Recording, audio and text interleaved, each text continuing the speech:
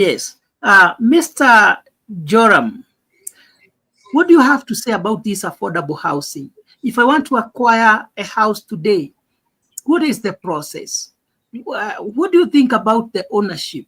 What do you think about the taxes that are being charged from the civil servants? Mr. Joram. Thank you very much. As much as, the idea of affordable housing was a good idea, but we need to interrogate it. Yes. Is housing, is housing the most priority that is facing this country? That is the question that we need to ask. And, by trying to answer that question, let us ask ourselves, where do the majority of the people of Kenya live?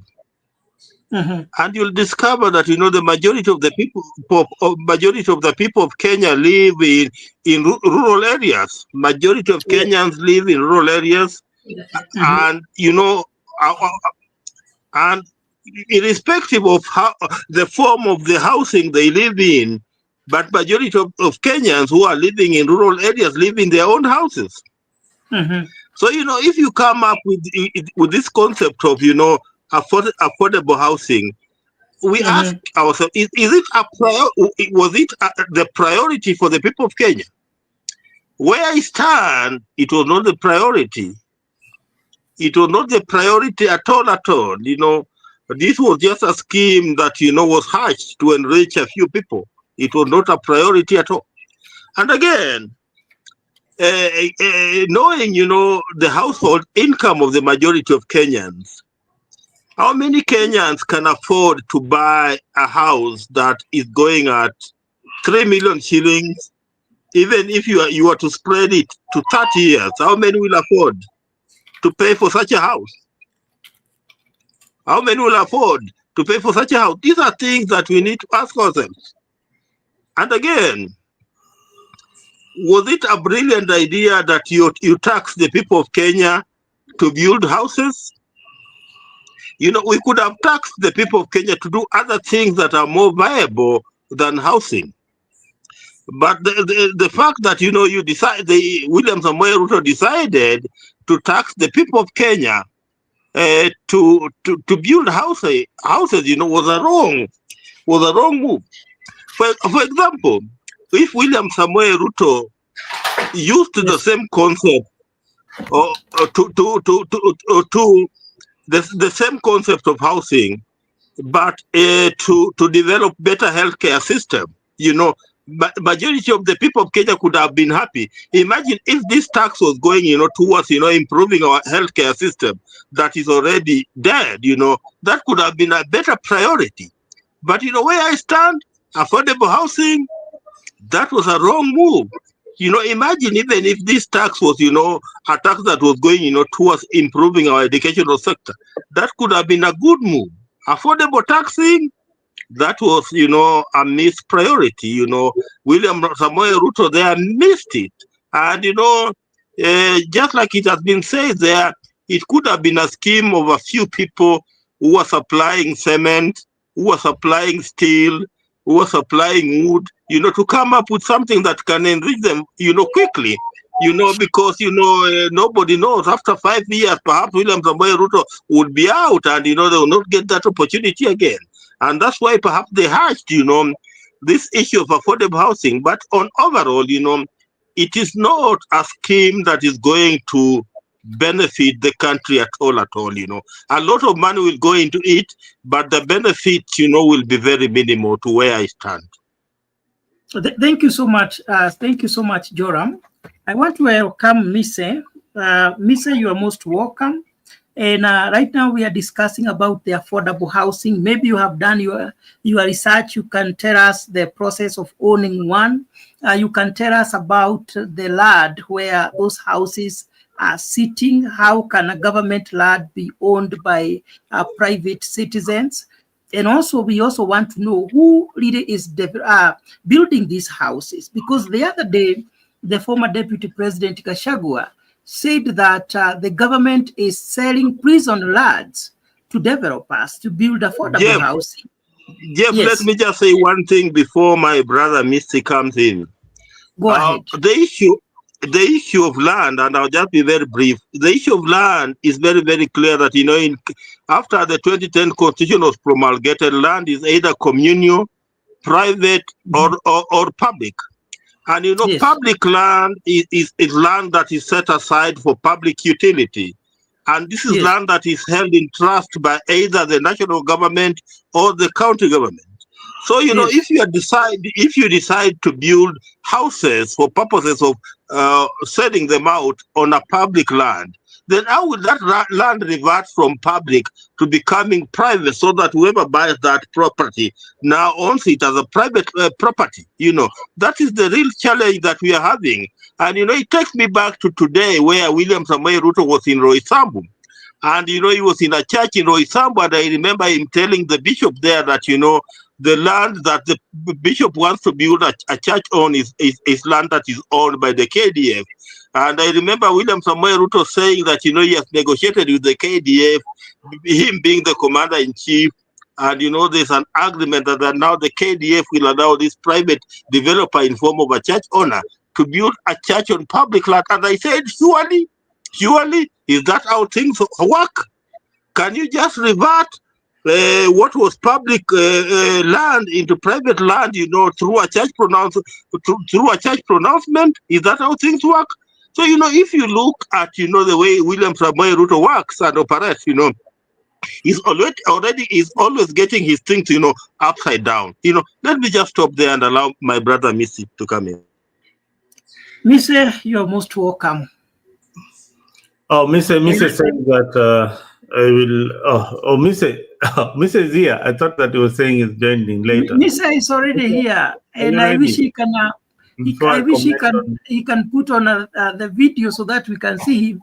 A man who is very good in research. Maybe you try. He said he's joining. He's doing something. He's joining. He's joining.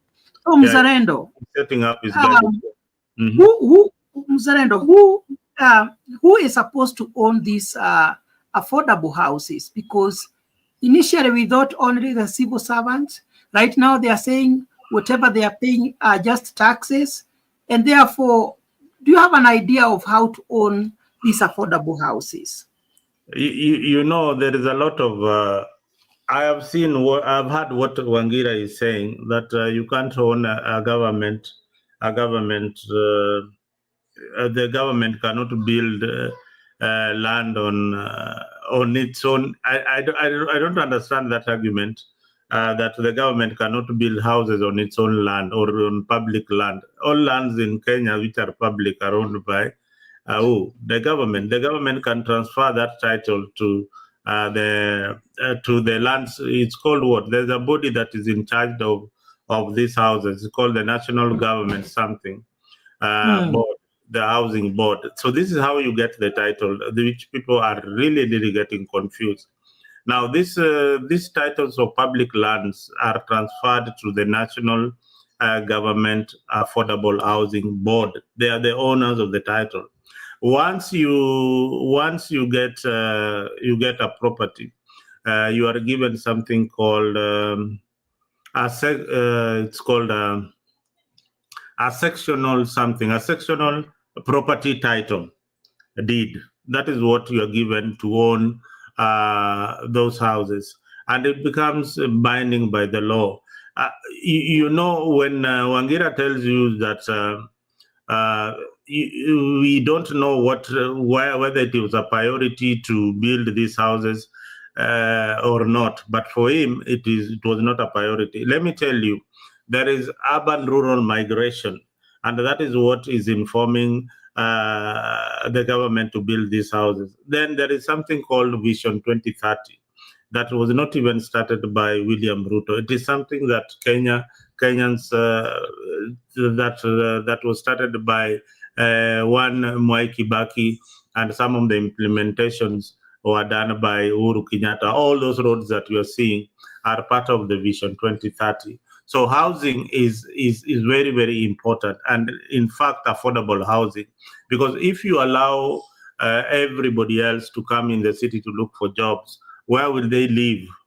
Then that one, will lead to increased slums in urban center because of rural and urban migration. So housing is a very important factor for government. Again, there is also population growth. So when you say that we don't need houses, but the population is growing and you have the same houses. Now, those houses, I would give you an example of areas that areas in Nairobi that were designated for affordable housing. Areas like Jericho, areas like Makongeni and all that. Those areas were initially designated for government and urban migration so that people can live and have a decent place to stay while they work in the city. Now, time with the rapid growth of population, those houses are again not enough for the general population. So what happens? The government has to demolish all those houses, build high-rise buildings that can accommodate at least, not everybody else, but at least a good number of the population. When you come to cost of these houses, the cost of a one-bedroom house is about 1 million, or 1.5 million of this affordable. That's a bed sitter. It's about 1.5 million. A 3-bedroom house is 3.5 million or something like that. So that is what the government is offering, but it is giving you a chance to buy it through installments. And after you're finished, you're given your sectional title. So this is a good thing. And this mentality of Wangira is what our fathers used to have when houses were being built. So Mzalendo, according to you, a house that is costing 3 million is affordable? A house that is costing 3 million, yeah, that is affordable according to the market price. A 3-bedroom house that is 3 million is affordable according to the market price. One, you get a title, you don't get the hassle of staying there with your fundis and all that, and you get a modern house, and you pay it within a period of time. That is affordable according to the market price. And even before you proceed, Muzalendo, yes, Joram, just a minute. I would like us to try to tell our viewers what is the process of owning this house? How can I own this house? Even this money we are talking about, if I am to pay, where do I pay? Where do I start? And who owns these houses? Such kind of things. Go ahead, Joram, you wanted to say something? You know, Mzalendo, as much as you want to go around this issue, you know, it's very, very clear on the Constitution of Kenya after it was promulgated in 2010 is very, very clear on what a public land is. And it's very, very clear who, in whose trust, you know, that land is held. Very, very clear. For example, you know that the land in Jericho is public land, and that's why, you know, for years, you know, the most that could be done on that land is to have houses that you can rent. Is to have houses that you can rent so that you don't end up selling those houses. Compared to Buruburu, you know, which was, you know, a private initiative where houses were built and, you know, they could be sold. So, you know, tell me, and I want just to know, like a layman today, now we are being told that, you know, houses are being built on public land and they will later revert into becoming private property. Tell me, just as a layman, you know, or backing it by law, how you revert, you know, property that is built on public land into private property.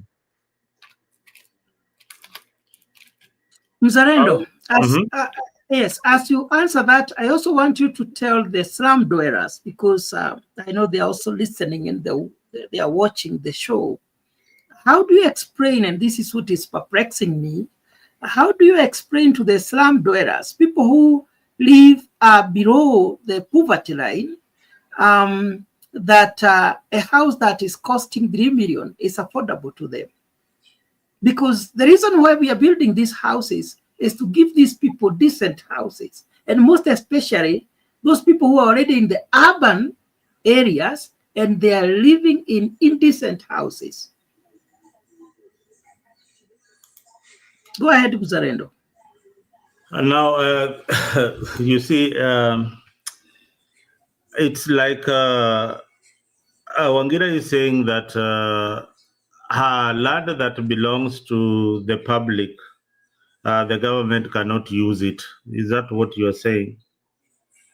There is no provision in the law that says that the government cannot build houses in land that belongs to the public. The government can allocate an housing program to land that they find that is idle and use it for any other infrastructural development, including the expansion of road, if they find it as a necessity. There is nothing like, okay, this is public land, we will not use it, and it is idle there. If there is a gold in that public land, if there is gold that has been sited in that land, public land, the government will mine that gold, and there is nothing that you are going to do about it. So that is how it is, unless you give me any section of the law that tells. Mzalendo, Yes. let me be very clear to you. The Constitution is very, very clear that if there are minerals on any land, then those minerals don't belong to you. It's very, very clear. And government has no role on the decision, on the decision of the undertakings on a public land. For example, the government cannot decide that today I'm reverting a public land into private land. And that's why we have the National Land Commission. I've not seen the input of the National Land Commission on this issue.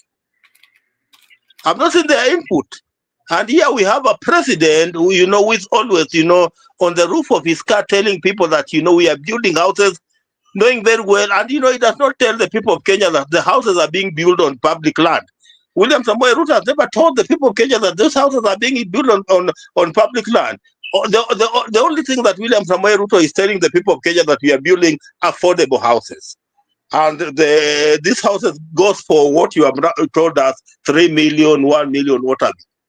Do you know the complication that will arise in future? Because there's a process, and this process must involve what we call the National Land Commission. And the National Land Commission is an independent commission, just like IBC is an independent commission, just like the Judicial Service Commission is an independent commission, just like the Teacher Service Commission is an independent commission. The government has no role in this commission.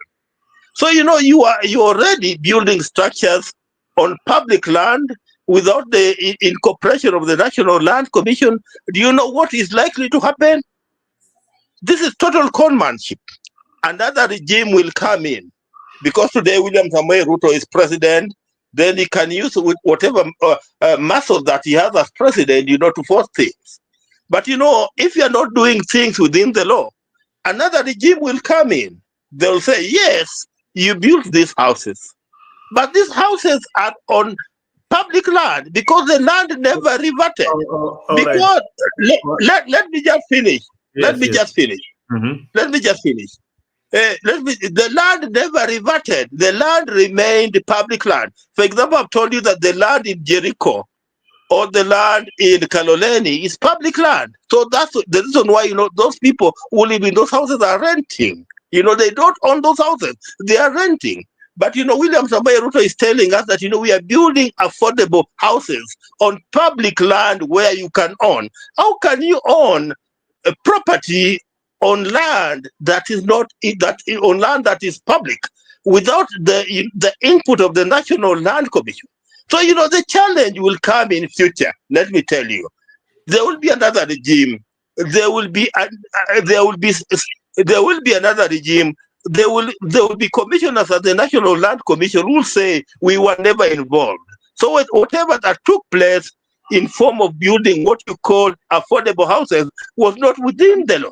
So if they will end up not approving this particular program, then whoever will have bought these houses will end up being conned, because you'll have bought what is public property. All right, Wangira, can you hear me? Yes, Mzalendo, go ahead. And now, this is a confusion, and perhaps you will. I see that you have probably read the act properly, and maybe Mburu can Google the act and get it for us, the Land Act, and get it and read what it says. But now, Wangira, the National Land Commission is entrusted to safeguard the lands. That is correct. Everything that you're saying is correct as per paper. And it protects the land from encroachment by private developers and everybody that wants to encroach that land. But what you are forgetting is that the Land Commission is a government body. Now, again, what you are not saying is that you need to know that the county governments, the lands that are owned by the county government, there is an act in the county government that the county government can allocate land for development in the counties through a legal framework, definitely. There's nobody who will just come to land to develop a place without any legal framework. Now, any public land, who owns public land? Now, people need to understand what public land. Public land, according to what the law is, the forest is a public land, game reserves are public land, whatever, national parks are public land, and many other utilities. The prisons? Yeah, public utilities. The barracks? Yes, those ones. Now, there is the county government and there is the central government. Yeah, and there is the central government. So the state, which is Kenya, owns all the public lands. So that part you need to know. And the National Lands Commission, acts with the government of the day. So if another government comes in and reverts what was discussed by the previous government, of course there will be a framework of all that. If they find that there was some illegal encroachment into what you call public land, then there can be a case to answer, or people can lose their property. But I don't see that kind of scenario. That would be a very wild kind of scenario. It can never probably happen in Kenya. Muzalendo, I've just picked my constitution. Yes. And if you go to Article 67, that forms the National Land Commission, Article 67(2). That says the function, Article 67(2), that reads the functions of the National Land Commission. What are the functions of the National Land Commission? To manage public land on behalf of national and county governments. So any management of public land, whether that land is being held by national government or county government, is the function of the National Land Commission. On behalf of who? On behalf of who? Listen. You just relax and listen. Just relax and listen. Just relax and listen. The goodness with the Kenyan 2010 Constitution is that it's written in very basic English. And Section 2 reads, functions of the National Land Commission are A, to manage public land. That's their function on behalf of the national and county government. So the management of public land is the function of the National Land Commission. That is the Kenyan 2010 Constitution. So tell me, in this issue of affordable housing, where is the input of the National Land Commission? Where is that input? because we have not been told that there is an input of the National Land Commission. And National Land Commission is an independent commission, it's an independent commission under Chapter 15. Just like, the IBC is independent, just like the National Police Service Commission is independent, just like the Teacher Service Commission is independent. This is an independent commission whose function is to manage public land on behalf of national government and county government. Where is the input in this issue of affordable housing?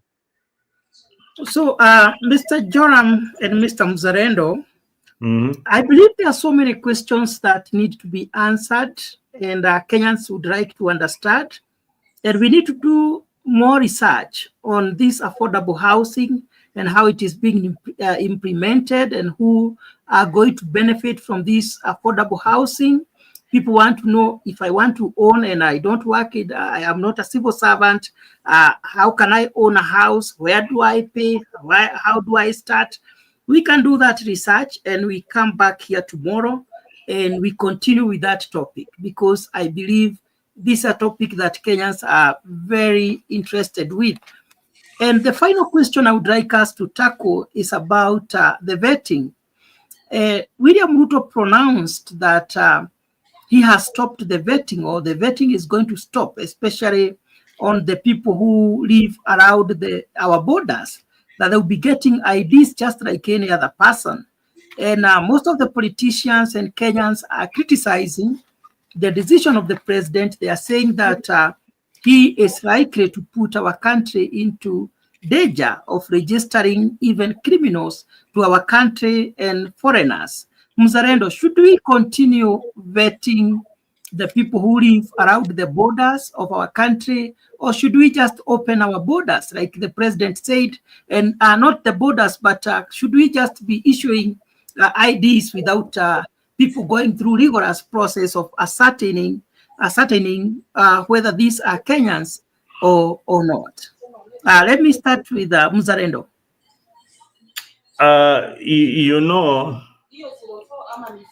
I have tried to really think of what informed the president to give such an order, especially in Northeastern. Then I have also done a follow-up to see the reaction of people who are living in those refugee camps. Yes. Most of them are saying they don't want to be Kenyan citizens. They don't want to be Kenyan citizens. They come from a country. Some of them come from Sudan. Some of them come from Djibouti and even Somali. Now, and Rwanda, and Congo, do they really, it's like you going to a neighboring Somali and the Somali people telling you, okay, fine, since your country is at war, we want to give you citizenship so that you can be integrated in the community. Now, this leaves them in a situation whereby they now will not get the funding from the donor community, because once you become a citizen, then now you are on your own. You have to look for a job just like any other person, like Mburu or Wangira, because you are a citizen of the Republic of Kenya. Now, what does that do to the job market in Kenya? And now we have got an increase of refugees who are now citizens in Kenya, coming to compete within the job market, which is not even there with you and me. Now, when it comes to, because you know the Dadaab area is a constituency run by one Farah Maalim, and you see how Farah Maalim has been very, very vocal. So that area alone, the president is looking at a population of over 300,000 people living there. Some of them have been born there as Kenyans. Yeah, they have lived there all their life.